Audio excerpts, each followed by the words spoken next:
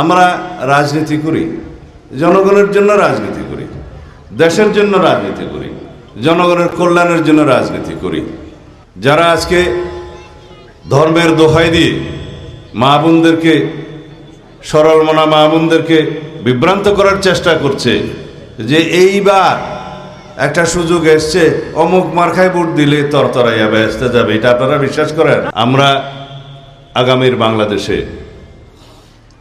নারী স্বাধীনতা প্রতিষ্ঠা করার জন্য অনেক কার্যক্রম পরিকল্পনা হাতে নিয়েছি। এদেশের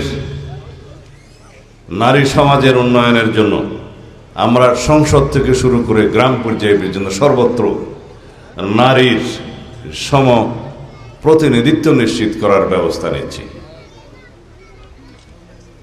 আমরা পরিকল্পনা করেছি তৃণমূল পর্যায় থেকে, গ্রাম পর্যায় থেকে কেন্দ্র পর্যন্ত সকল পর্যায়ে এদেশের নারী সমাজের প্রতিনিধিত্ব থাকবে উল্লেখযোগ্যভাবে। কি বুঝলেন ভাই? অনলি যেটাই চাই।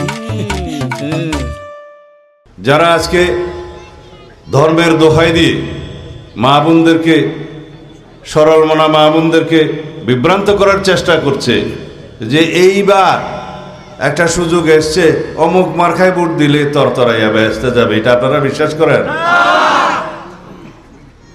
আমরা মনে করি বাংলাদেশের সহজ সরল ধর্মভীরু মা বোনেরা, মানুষেরা, ভাই বন্ধুরা, তারা কখনো ওইটাতে বিভ্রান্ত হবেন না।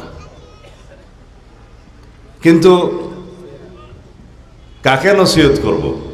তারা এই সমস্ত যারা কথা বলছে তাদের ধর্মীয় জ্ঞান আছে, দাবি করে, নিজেদেরকে ইসলামী দল দাবি করে, কিন্তু কাজকর্ম করার সময় তারা ইসলামের নাম দিয়ে, ধর্মের দোহাই দিয়ে জান্নাত বিক্রি করে। নাউজুবিল্লাহ।